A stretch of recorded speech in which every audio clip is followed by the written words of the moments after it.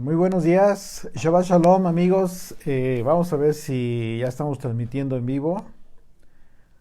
Vamos a ver si me pueden confirmar quien ya esté conectado por ahí. Ok, parece que sí, ya estamos ahí conectados. Ya estamos en vivo.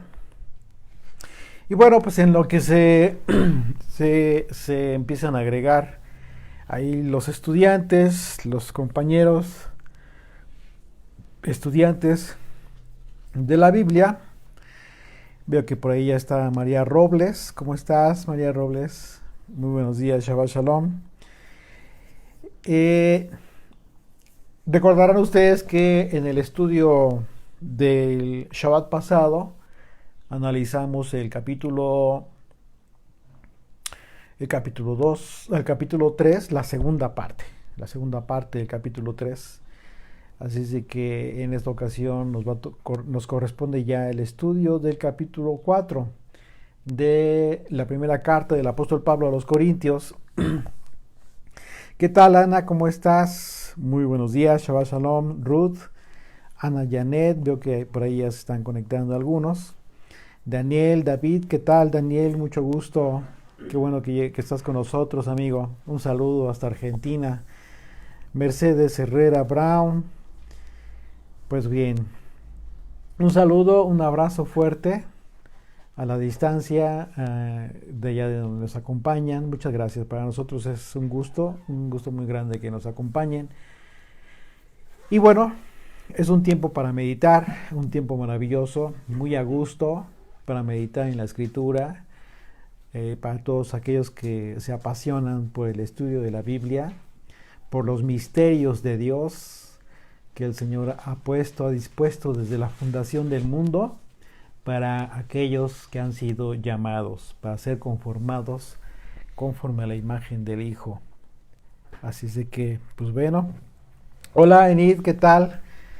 Osvaldo, un saludo hasta Argentina. Sara Cepeda, por ahí están, les mandamos un abrazo muy fuerte, por ahí cumplió años en esta semana Enid. Un abrazo, Felicidades, mija. un abrazo fuerte para Enid. Eh, Leti Sotero, también por ahí veo que ya se está conectando. Ripka Rosas. Pues bueno, un saludo, un fuerte abrazo desde Cuernavaca para todos ustedes. Carlos Palmer, ¿qué tal, amigo? Muchas gracias por tu apoyo. Muchas gracias, de verdad, te valoro. Sé que tienes un buen de trabajo, gracias a Dios por el trabajo, pero aún así te haces un espacio para apoyarnos y lo haces de todo corazón, sin ningún compromiso. Y bueno, yo estoy seguro que el Señor te recompensará también por este apoyo que nos estás brindando, amigo. Te mando un fuerte abrazo. Y bueno, eh, eh, vamos a, vamos a iniciar, si les parece, con nuestro estudio. Capítulo 4 de la primera carta del apóstol Pablo a los Corintios. Este estudio lo titulamos Los siervos fieles ante el pueblo del Señor. Y la razón de este título tiene que ver con la función que llevan a cabo todos aquellos desde el tiempo del apóstol Pablo, después de Yeshua todos los apóstoles, obviamente como pilares, los apóstoles principales, como los siervos fieles, ejemplos a seguir de todos aquellos que de alguna manera hemos recibido este llamado para compartir la palabra de Dios, lo que nosotros de alguna manera hemos podido comprender. Y esa es la razón por la que en este capítulo el apóstol Pablo hace una diferencia, pero van a ustedes a notar algo curioso.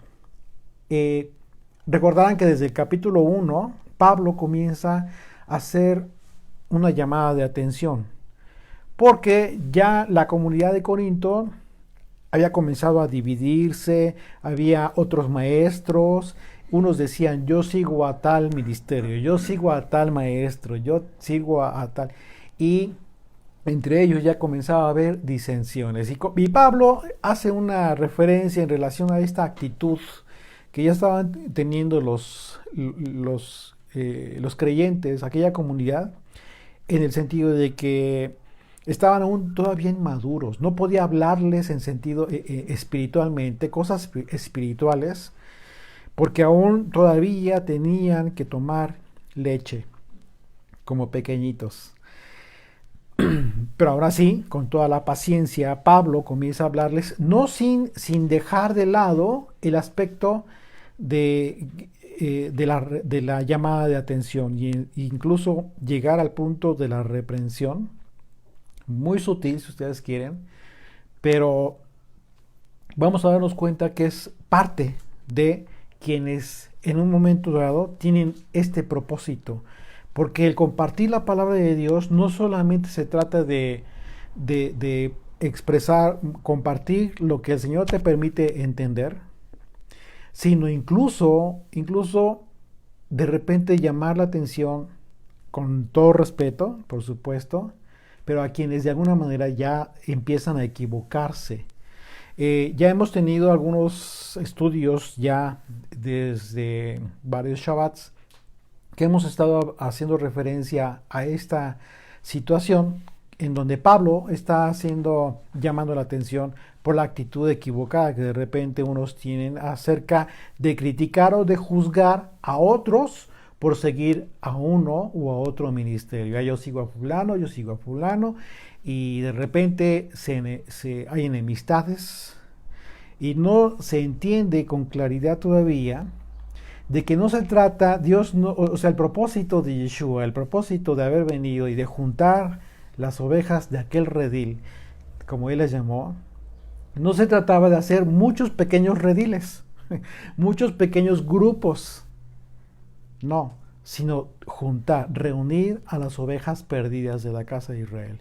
Y cuando dice a las ovejas perdidas de la casa de Israel, el propósito de Yeshua es reunir a las 12 tribus de Israel, no las 10, porque no pudo, no, su propósito no es dejar fuera a Judá, a Benjamín, sino a las 12 tribus de Israel, a todo el pueblo de Dios, el cual se encuentra ya disperso en las naciones, incluyendo, por supuesto, a quienes se encuentran viviendo en Israel, en aquel país, que de alguna manera están creyendo en el Mesías, en el Hijo de Dios.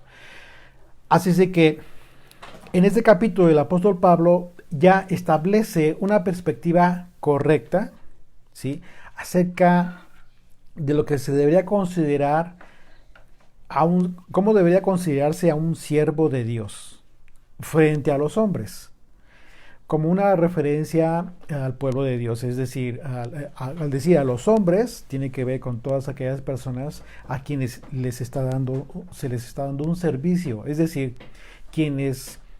porque el ministerio es eso, el ministerio es un servicio, ¿ok? No es un lugar de estatus, no es una condición de estatus superior a los demás, al contrario, por esa razón Yeshua dijo, el que quiera ser mayor, tiene que humillarse y tiene que servir a los demás. Y en este caso, Pablo va a establecer su posición, así como la posición de cualquier otro siervo de Dios frente a la congregación de Israel, al brindar un servicio de fidelidad a la palabra de Dios. Y esto es muy importante, esto es fundamental. Que tú y yo aprendamos a considerar, a discernir cuando un siervo es fiel a la palabra de Dios. Porque Pablo aquí va a hacer esa referencia, muy a propósito. ¿Ok? No es cualquier siervo. Hay muchos siervos, hay muchas gentes, muchas personas que hoy en día comparten, enseñan, son maestros de la Biblia, tienen mucha preparación, pero se desvían del camino, se desvían del fundamento de la fe que es Jesucristo, Yeshua. Y eso es lo que tú y yo tenemos que aprender a discernir. Así es de que Aquellos quienes en un momento reciben este servicio, por otro lado, hablando ya del pueblo, de los hombres, aquellos a quienes se les brinda este servicio, deben de cuidar, en su caso, también de hacer un juicio equivocado acerca de la forma en que se lleva a cabo dicho servicio, dicho ministerio. ¿Por qué? Porque si no se tiene la perspectiva correcta acerca de por qué o cómo es que los siervos hacen las cosas en el ministerio, el pueblo podría caer en el pecado de juzgar sin justificar o sin justificación el, acerca del trabajo de un siervo. Y esto sería grave. ¿Por qué? Porque recordemos que un ministerio que está siendo fiel al Señor, a su palabra, el Señor lo guía, el Señor lo sustenta. No son las personas que en un momento dado, por supuesto con un corazón agradecido, sinceras de corazón, apoyan a un ministerio. No es eso. Eso es el punto de quiebre. Ese es el punto donde se ha quebrado la fidelidad a Dios y a su palabra. Porque de ahí se han aprovechado muchas personas para desvirtuar el sentido correcto de la obra de Dios a través de los siervos, que es sobrenatural, siempre ha sido sobrenatural y seguirá siendo sobrenatural.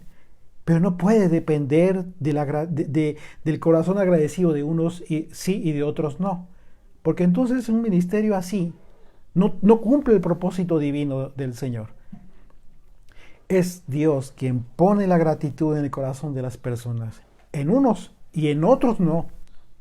El Señor sabe por qué. Solo en sus misterios el Señor conoce las razones y las sazones por las cuales a su tiempo unos despiertan y otros aún continúan en esta expectativa. Lo delicado de este tema es que el apóstol Pablo enfoca su disertación en el hecho de que cuando un siervo es fiel a la palabra de Dios, sin buscar su propia gloria ni su propio beneficio, aquel que juzga ese servicio no es consciente de la gracia de Dios sobre aquel siervo. Eso es lo delicado. Y de esto va a hablar el apóstol Pablo. Acompáñenme pues entonces ahí en sus Biblias a 1 Corintios capítulo 4, por favor. Vamos a empezar desde el versículo 1. Así pues tengamos los hombres por servidores del Mesías y administradores.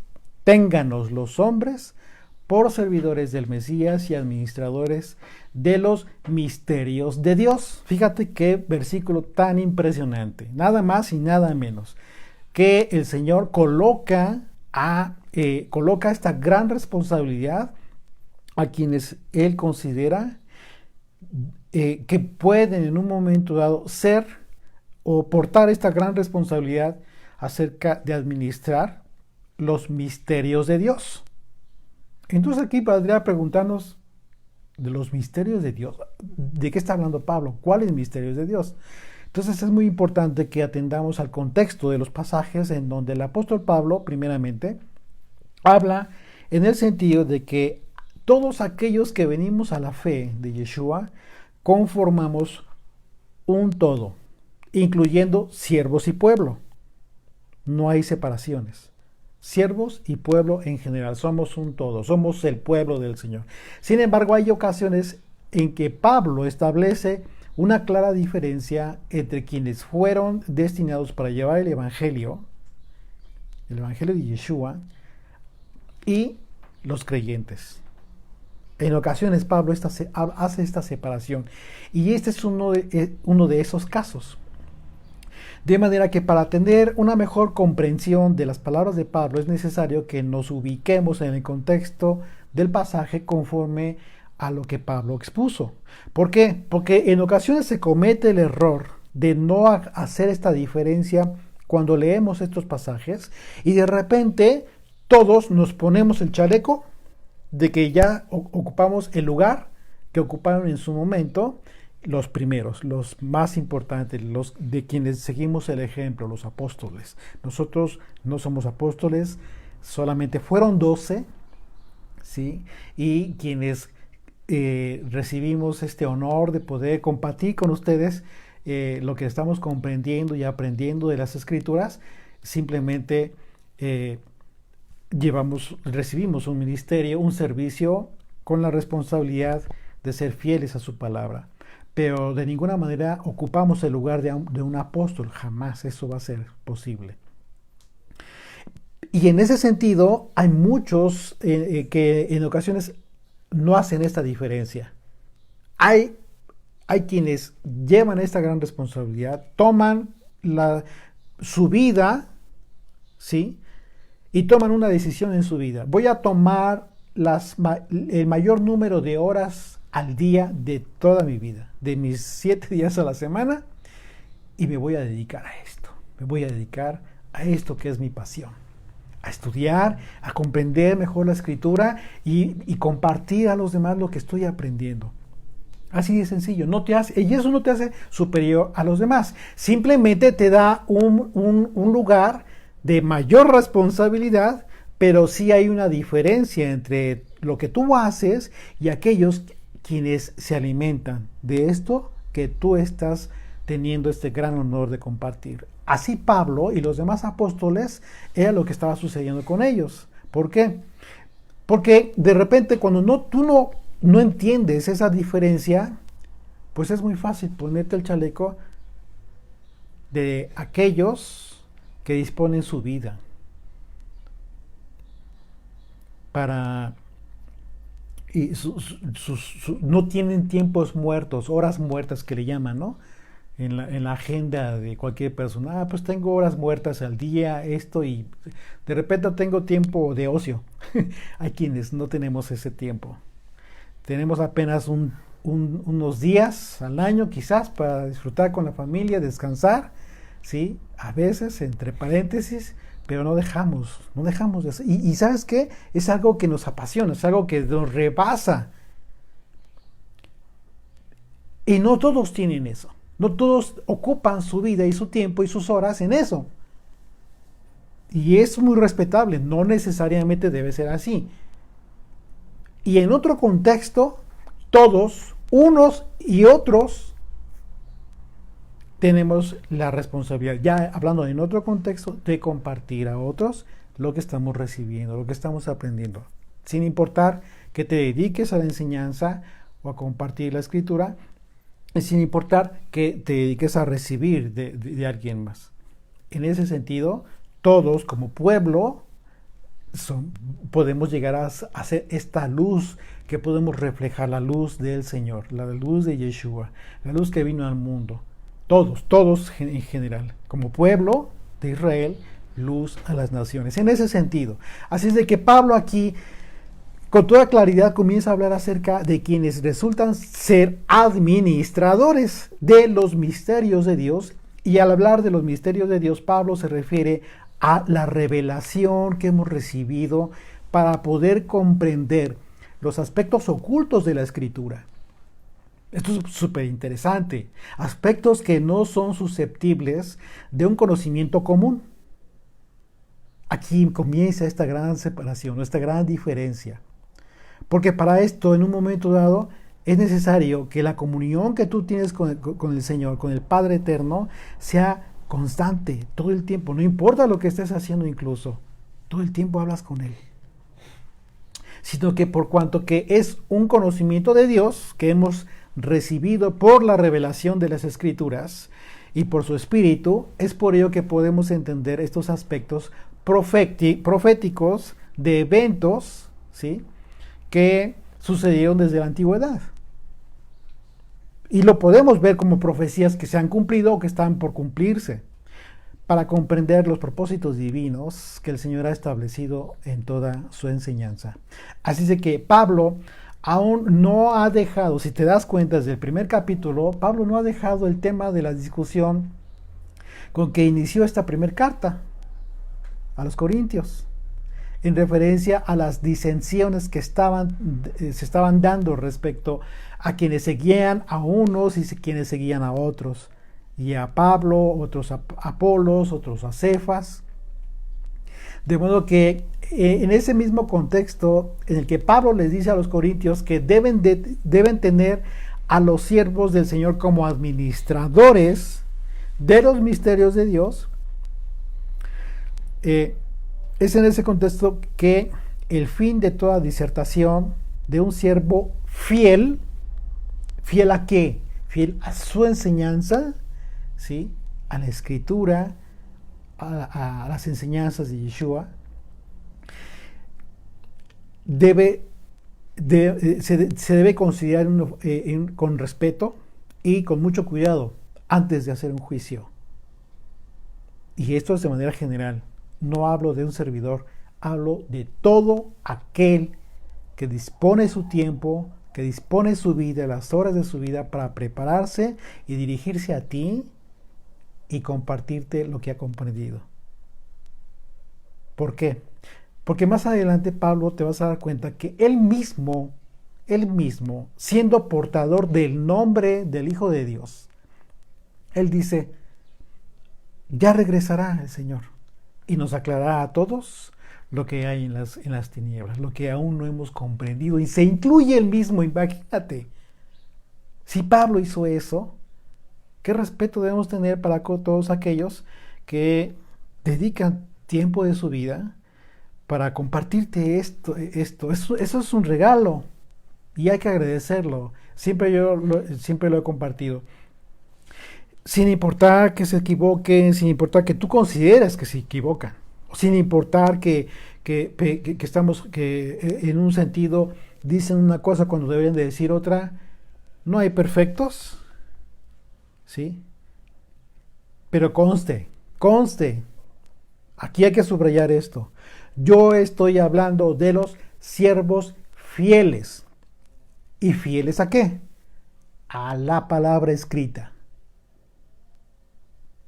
Por eso yo desde un principio hice esta separación, porque hay quienes lamentablemente, lastimosamente, se desvían del camino y comienzan a compartir, a enseñar lo que no es palabra escrita, sino se embelezan por temas de las religiones, de las tradiciones, algo que no tiene nada que ver con este estudio, con lo que Pablo habla, porque Pablo habla de aquellos siervos fieles.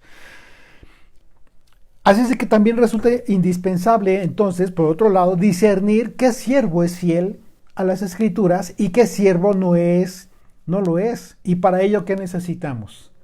Pues todo aquello que escucha un siervo, que se escucha de un siervo, debe entonces en un momento dado estar contenido en la palabra de Dios. ¿Y para ello qué necesitas tú? Pues conocer la Escritura. ¿Cómo vas a saberlo? ¿Cómo vas a discernir? No es magia. ¿Cómo vas a poder discernir si aquel que estás escuchando está siendo un siervo fiel? Porque está hablando de la Escritura y no se está desviando, no está hablando de algo ajeno o una enseñanza ajena que no haya sido de Moisés, los profetas, Yeshua y los apóstoles. Tienes que conocer la Escritura. Y en ocasiones a veces es tan obvio que quienes hablan así, pues ellos mismos lo dicen, ¿no? Citan fuentes que son totalmente ajenas y en el peor de los casos contradictorias a la esencia de la Escritura.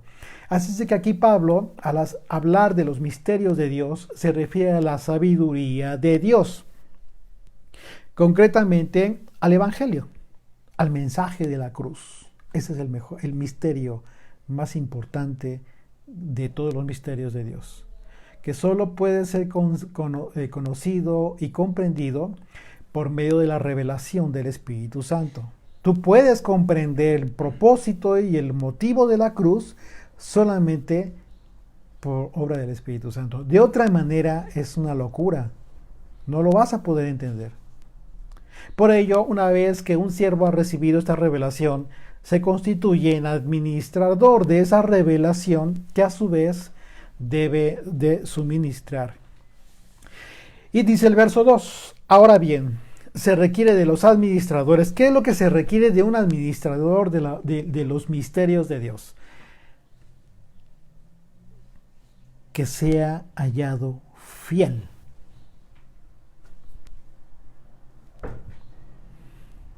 Tú no puedes considerar a un siervo que es fiel cuando en su disertación, en su exposición, está hablándote de tradición judía, hablando de concretamente, ¿no?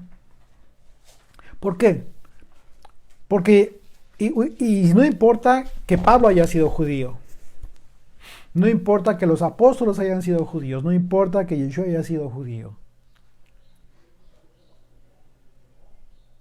Porque muchas veces ese es el argumento que se utiliza. ¿Dónde está la fidelidad? ¿Qué significa ser fiel? De acuerdo al concepto más simple, más elemental de fidelidad, tiene que ver con no apartarse, no salirse, no desviarse de aquello a lo que debería de alinearse, en este caso a la palabra de Dios. Pablo no puede estar hablando de otra cosa. Pablo está hablando de la palabra de Dios.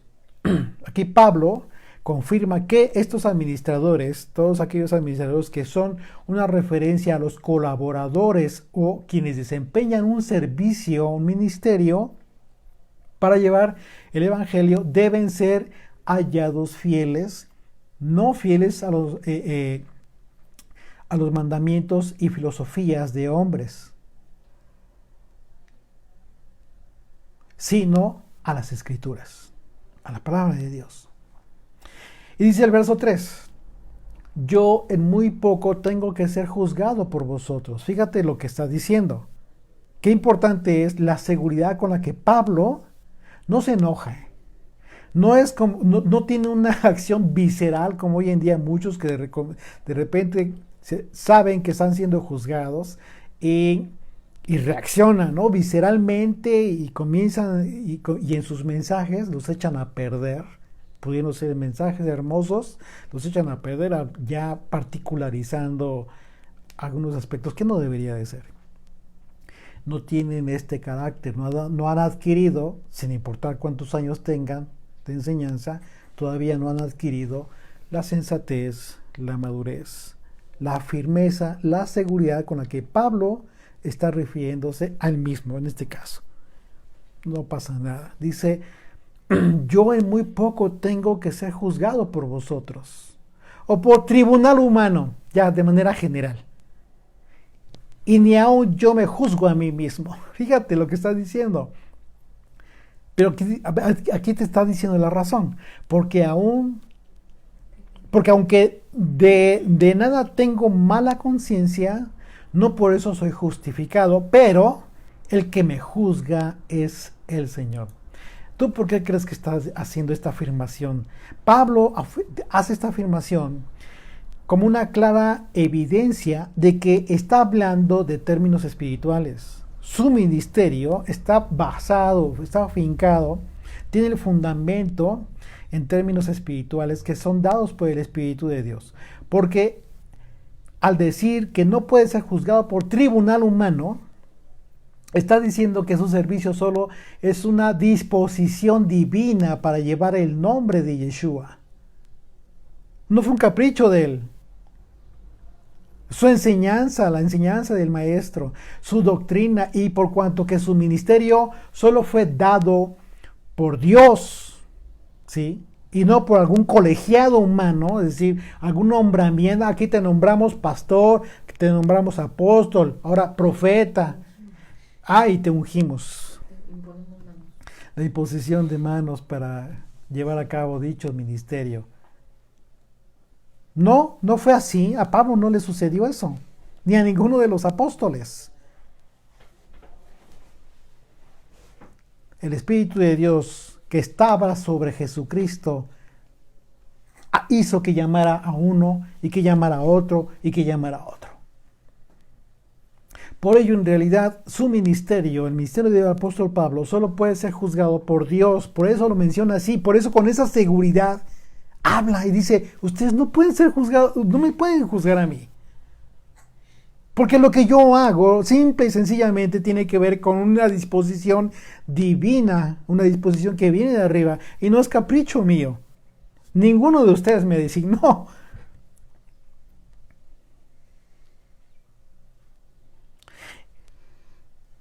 Por supuesto que estamos hablando de un juicio de valor importante y no un juicio que solo tiene que ver con doctrina destructiva y sin el sentido correcto. Aquí Pablo está hablando de la forma en cómo en un momento dado él está tranquilo, ¿sí?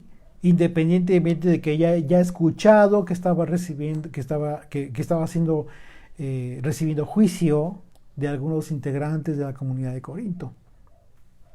Dice el verso 5: así que no juzguéis nada antes de tiempo. Y aquí les dice: tengan cuidado, mejor no juzguéis nada antes de tiempo, hasta que venga el Señor, el cual aclarará también lo oculto de las tinieblas. ¿Te das cuenta? Pablo mismo está diciendo esto. Ok, hay muchas cosas que en un momento dado quizás no las podamos, no las tengamos aún.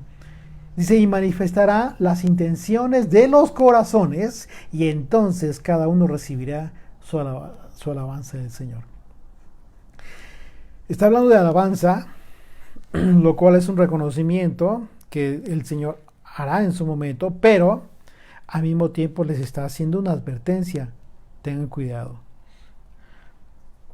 Después de todo, Pablo mismo es consciente de que en cuanto a su disertación, para él es más conveniente dejar un margen de prudencia y dejar que las personas decidan que, si bien no deben juzgar un servicio, es importante que tengan presente que cuando el Señor regrese nos aclarará a todos lo que aún no hayamos comprendido, no hayamos podido comprender en su totalidad.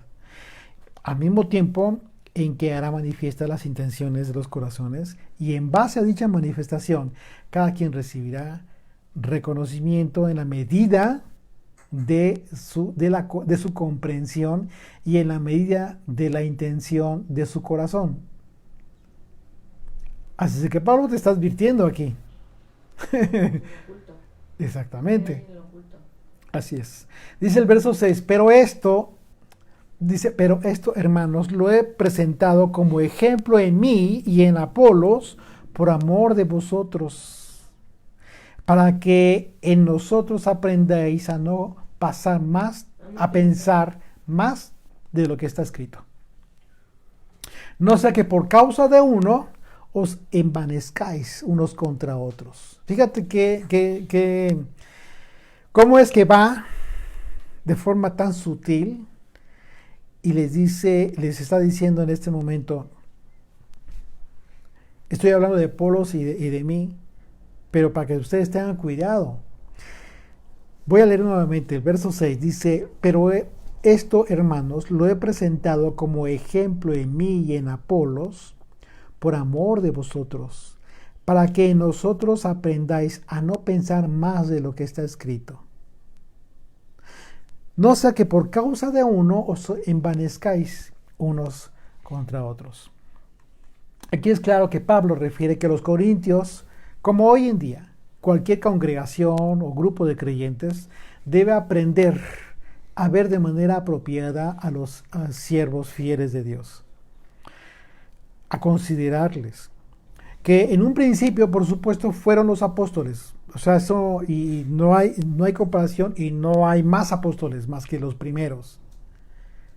Y muchos otros que en una fidedigna pasión ya posteriormente, como el caso de Apolos, predican el evangelio de Yeshua, ¿sí? Así es de que esto era necesario que lo aprendieran los corintios a fin de en un momento dado no caer en el orgullo y la soberbia y el envanecimiento de unos y de otros por pensar de manera equivocada, que tienen derecho a juzgar sin discernir el ministerio de unos y de otros. Es aquí donde Pablo les advierte y les pone sobre aviso.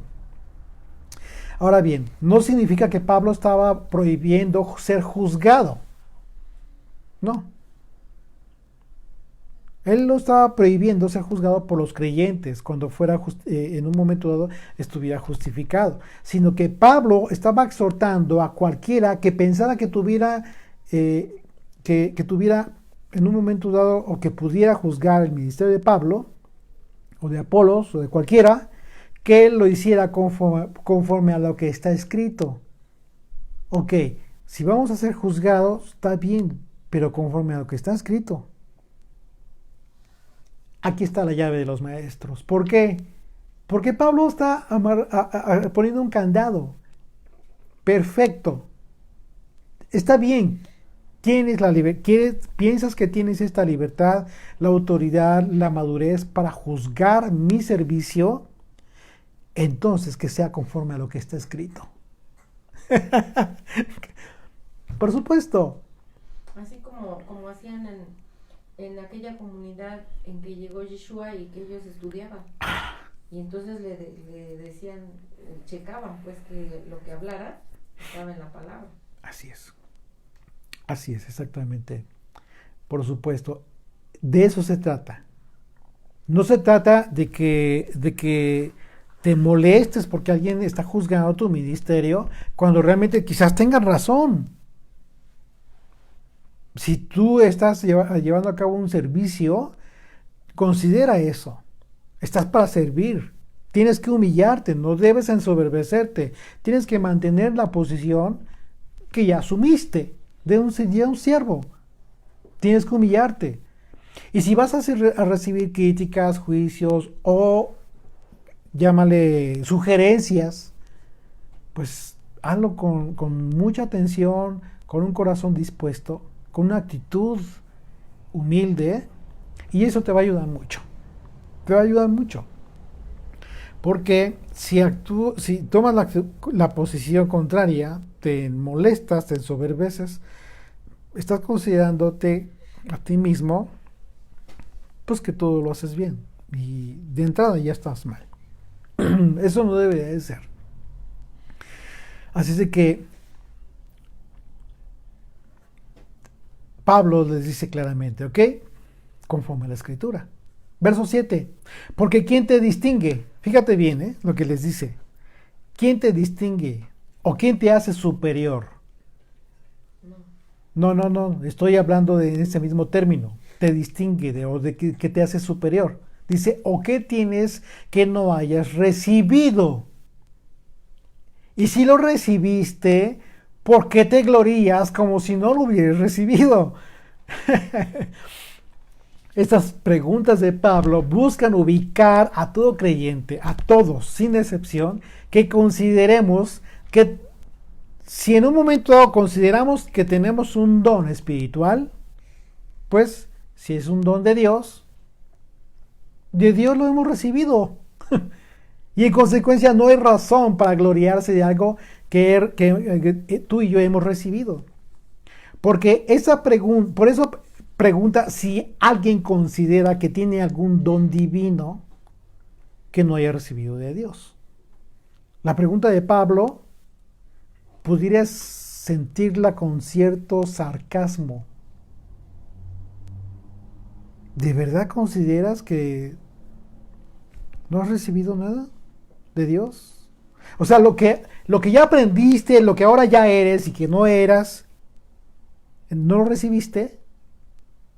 ¿Es de ti mismo? Te hace caer, te hace pisar tierra. No, pues sí, todo lo he recibido del Señor. Y entonces, ¿de qué te glorías? ¿De qué te haces superior? Como para juzgar lo que Dios está disponiendo a través de un siervo fiel. Esas tres preguntas podrían considerarse un tanto sarcásticas, porque buscan hacer reflexionar a todo aquel creyente que se sienta orgulloso de algo que no es propio. O ver menos a los demás. Y cuando digo esto, hablo de manera general, incluso de aquellos que se dedican a compartir la palabra. Todo cuanto recibimos, lo hemos recibido del Señor. Yeshua, hablando de este aspecto, dejó en claro que no hay hombre o mujer que pudieran considerarse buenos en sí mismos, sino solo Dios. ¿Y qué crees? Él se incluyó. Él se incluyó en todo este grupo por su condición de hombre en la que se encontraba. Marcos capítulo 10, verso 17, dice: al salir él para seguir su camino, vino uno corriendo e hincando la rodilla delante de él, le preguntó: Maestro bueno, ¿qué haré para heredar la vida eterna?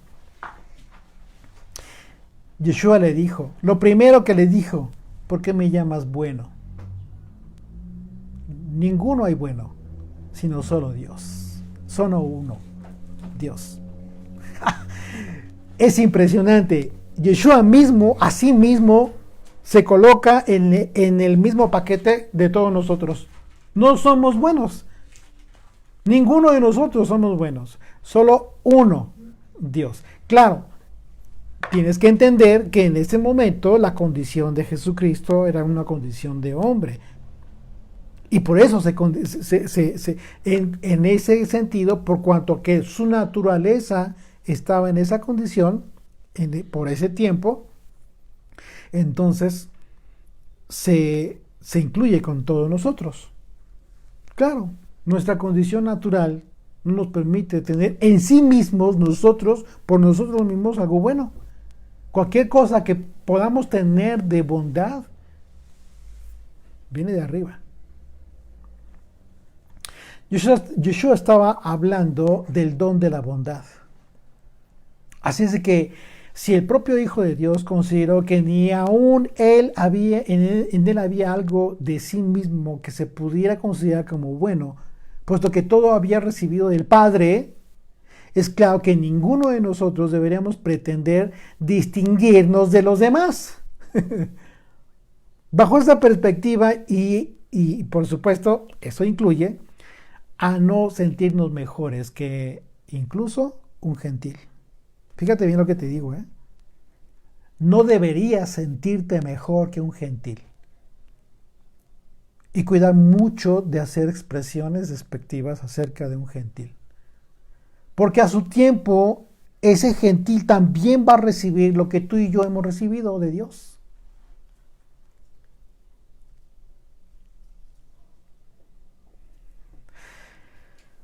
Hay que tener mucho cuidado y no de repente sentirnos como que estamos en una burbuja de santidad exclusiva. Claro que no. El Señor a su tiempo, a muchos todavía, mucho pueblo que falta todavía, a su tiempo el Señor traerá con lazos de amor. Y el Señor a su tiempo también le dará a todos estos lo que ya te ha dado a ti y a mí. Así es de que no te distingas, no te sientas superior. Verso 8, ya estáis saciados. Fíjate, continúa con este halo de sarcasmo, Pablo. Ya estáis saciados, ya estáis ricos. Sin nosotros reináis, híjoles. O sea, no necesitan de nosotros, de los que de alguna manera estamos compartiendo con ustedes. No, ustedes reinan ya. Y ojalá reinaseis.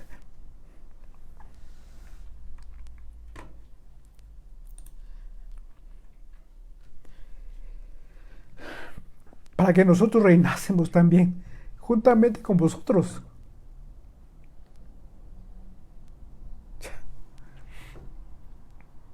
Qué bueno que ustedes reinen primero, para que también nosotros reinemos con ustedes.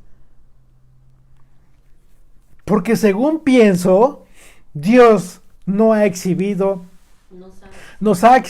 a nosotros los apóstoles como postreros.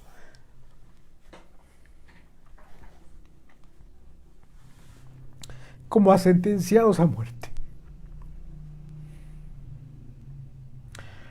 Pues hemos llegado a hacer espectáculo al mundo, a los ángeles y a los hombres.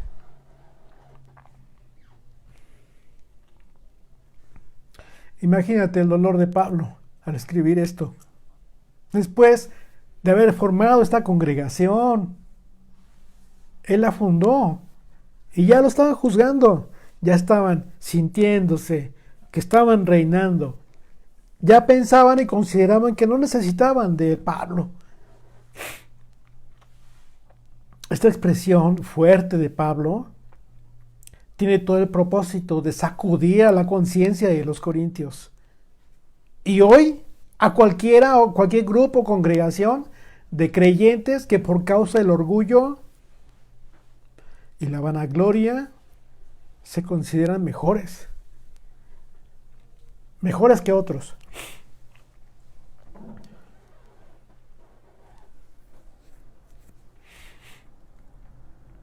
Lo que Pablo expone como si ya reinaran, es decir, como si ya estuvieran reinando con el Mesías. Porque si no ha venido no pueden, ¿verdad? Porque aún no regresa el Señor. Sin embargo, la llamada de atención llega al punto de decirles que ojalá Pablo y los demás apóstoles tuvieran la oportunidad, la gran oportunidad de reinar con estos que se siente que ya reinan. Qué duro. Y enseguida les recuerda que en realidad Pablo y los demás apóstoles habían sido exhibidos ante los gobernantes de este mundo por ser sentenciados a muerte, lo cual era una clara referencia al hecho de que nadie aún puede considerar que ella es reina.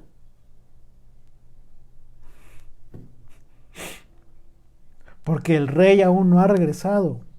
Y de esto son testigos el mundo, los ángeles y los hombres. Verso 10 dice, nosotros somos insensatos, tontos, por amor al Mesías, mas vosotros prudentes en el Mesías. Nosotros somos débiles, mas vosotros fuertes, vosotros honorables, mas nosotros despreciables, despreciados.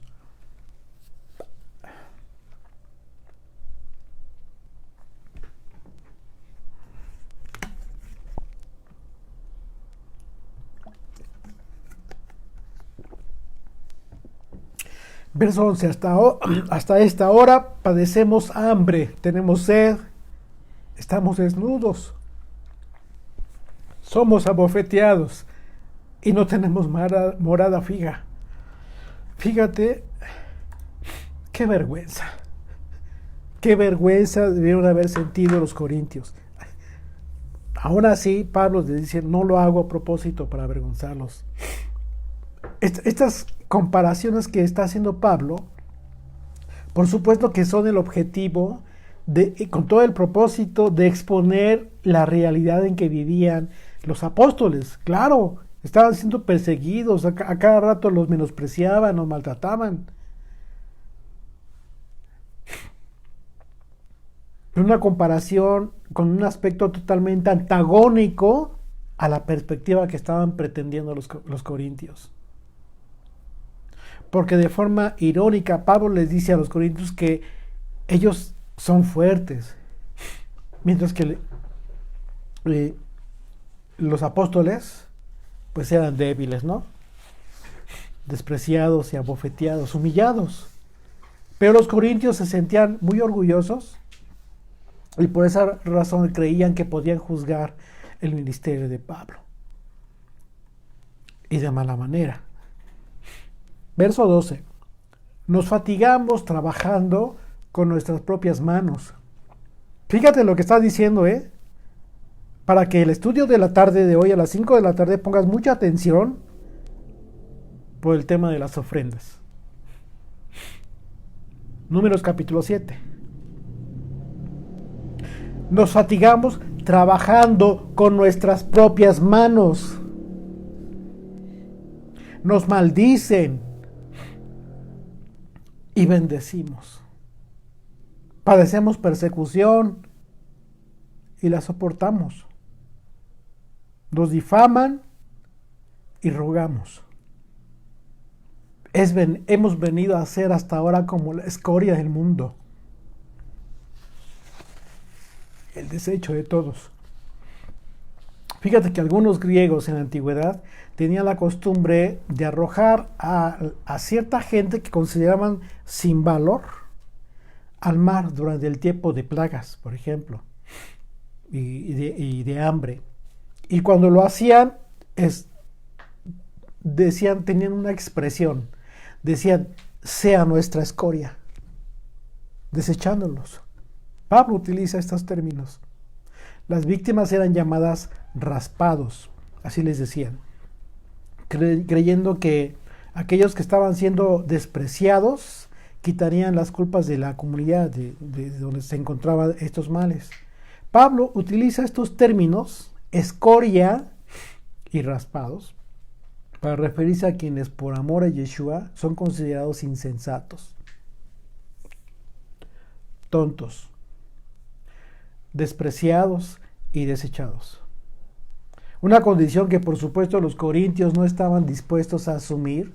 Por el contrario, estos estaban llenos de orgullo y sintiéndose con la autoridad para juzgar a Pablo y a los demás apóstoles. El problema de los corintios no fue ajeno al problema que se vive hoy en día en las congregaciones de creyentes, porque los creyentes siempre buscan términos medios, ¿no? A ver, ya, sí, por favor.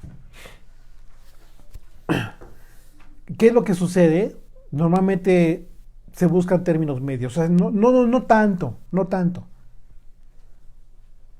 ¿Sí? Normalmente en ocasiones la gente se preocupa por su reputación, por su prestigio, incluso quieren ser populares con muchas personas, ¿no? El problema es que al mismo tiempo pretenden recibir el poder de Dios. Aquello sobrenatural que solo bajo las condiciones de santidad y unción que vivieron Pablo y los apóstoles les permitieron aquellas manifestaciones de poder como testimonio de que sobre ellos estaba el Espíritu de Dios. Y después de esta llamada de atención, como lo hace cualquier padre con un hijo, Pablo les manifiesta a los corintios que esto que dice no es con el propósito de avergonzarlos, sino por amor a ellos. Y es lo que hace un padre en ocasiones, ¿no? Tiene la necesidad, tiene la obligación de acudir a la reprensión, pero lo hace por el bien del hijo. Dice que verso 14, no escribo esto para avergonzaros, sino para amonestaros como a hijos míos amados. Porque aunque tengáis 10,000 años en el Mesías, no tendréis muchos padres, pues en el Mesías Yeshua yo os engendré por medio del Evangelio. Aquí mucha atención, no significa que Pablo esté diciéndote que puedes llamarle padre a alguien aquí en la tierra. No es en ese sentido. La palabra ayos en el griego es la palabra paidagogos, que significa líder, ¿sí? Alguien que guía a un menor o a alguien más pequeño. Pablo hace una distinción entre quienes pueden ser considerados como líderes o maestros de un creyente, lo cual puede ser, en un momento dado, pues pueden ser muchos, ¿no?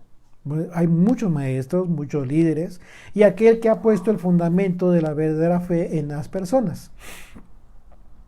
¿Ok? Todos pueden ser en un momento maestros y está bien si tienen su fundamento en el Mesías. Pablo no reclama que los corintios quieran tener muchos líderes. Ese no es el problema. Solo les hace ver que él tiene el derecho de reprenderles, de hablarles de esta manera, como lo hace, como lo puede hacer en un momento dado un padre, pero él en ese sentido como hijos espirituales, ¿no? Si consideras en un momento dado que él en un momento dado puede que le digan padre a él, no, claro que no. ¿Por qué? Porque él es muy claro cuando dice que fueron engendrados en el Mesías Yeshua. O sea, lo que significa que Pablo no se adjudica esa condición, sino que solo se considera un medio un instrumento para llevar el evangelio, que les hizo nacer en el Mesías, lo cual es totalmente diferente. Dice verso 16, por tanto, os ruego que me imitéis. Por esto mismo os he enviado a Timoteo, que es mi hijo amado y fiel en el Señor, el cual os recordará mi proceder en el Mesías. De la manera que enseño en todas partes y en todas las iglesias, mas algunos están envanecidos, como si yo nunca hubiese de ir a vosotros. Pero iré pronto a vosotros, si el Señor quiere, y conoceré no las palabras, sino el poder de los que andan envanecidos. A ver, quiero ver realmente cuál es el testimonio, el fruto de estos que están envanecidos. En este momento Pablo expresó su deseo de conocer a aquellos que estaban enseñando a la comunidad en Corinto y que habían generado esta actitud de ingratitud de los creyentes, y advierte que su deseo pues es conocer no sus palabras, no su gran disertación como maestros, sino el poder de estos que estaban envanecidos. ¿De cuál poder? No necesariamente un poder sobrenatural, el poder de Dios que se hace manifiesto en todo aquel creyente que recibe la palabra fiel. Esto significa que Pablo vería la obra en la comunidad, pues las palabras no necesariamente reflejan el poder de Dios, sino el testimonio de los creyentes, sus frutos. Verso 20, porque el reino de Dios no consiste en palabras, sino en poder, en el testimonio. Lo que transforma vidas, eso es el poder de Dios. Y pregunta, ¿qué queréis? ¿Iré a vosotros con vara o con amor y espíritu de mansedumbre? Wow. Aquí la pregunta de Pablo tiene que ver con la forma en que un pastor trata a las ovejas. No les está diciendo que no son ovejas. Por supuesto que son ovejas. Pero ¿cómo quieren que vaya el pastor? A algunos había que quebrarles la patita, mientras que a otras desde el principio escuchaban la voz del pastor y le seguían. Pablo sabía que no era a él a quien seguirían las ovejas, sino al pastor de Israel. Aplica tu corazón a la enseñanza y tus oídos a las palabras de sabiduría. No rehúses corregir al muchacho, porque si lo castigas con vara, no morirá. Lo castigarás con vara y librarás su alma del Seol. Hijo mío, si tu corazón fuere sabio, también a mí se me alegrará el corazón. Mis entrañas se alegrarán cuando tus labios hablarán cosas rectas. Amén. Bendito Dios, gracias te damos por tu palabra, Señor, porque nos enseñas en cada capítulo que hemos estudiado, mi Dios, a no envanecernos, sino a ser humildes delante de ti, Padre, a recibir tu doctrina, mi Dios, como se debe, con humildad, con un corazón contrito y humillado, porque ese corazón no lo desprecia, Señor, a mirar a los demás, Padre eterno, mirándolos, mi Dios, que son mejores que nosotros, Padre eterno, que pueden ser mejores que nosotros en cualquier aspecto de la vida, aún siendo gentiles, Padre, aún siendo gentiles, mucha gente nos enseña, nos muestra, Padre eterno, cuánto te necesitamos y cuánto necesitamos de tu palabra, Señor. Permítenos ser cada vez mejores conforme a tu estatura, Yeshua. Gracias te damos por esta bendita palabra que ha sido derramada en nuestros corazones, mi Dios. Permítenos, Señor, ser un ejemplo fiel de tu palabra, Señor. Que tu palabra nos convierta nuestros corazones, Padre. Que es el mejor testimonio que podamos dar. Tu palabra viviendo en nosotros, reinando en nosotros, tu bendita palabra. No nosotros ni nuestro ego, Señor, porque en nosotros no hay ningún poder, ni ninguna autoridad, Padre, nada, sino en ti, Señor. en tu palabra, morando en nosotros. Te alabamos, mi Dios, y te bendecimos en el nombre y por los méritos de Yeshua. Amén. Amén. Amén. Pues bueno, muchas gracias amigos por acompañarnos en este tiempo de meditación de la Escritura. Y les invitamos para que nos acompañen, si ustedes tienen tiempo, si gustan. A las 5 de la tarde vamos a tener el estudio del capítulo 7 del libro de Números, también en vivo por este grupo, el grupo de Facebook, a las 5 de la tarde. Ahora sí, una disculpa por hace 8 días me equivoqué en la programación del estudio grabado, pero en esta ocasión no va a ser grabado, va a ser en vivo a las 5 de la tarde aquí mismo en este canal, en ese grupo, en el grupo de estudiantes de la Biblia de Facebook. Les mandamos un fuerte abrazo, deseamos que sigan teniendo un delicioso Shabbat, y allá en Europa, quienes ya están concluyendo el día de reposo, pues bueno, un excelente inicio de semana. Shabbat Tov.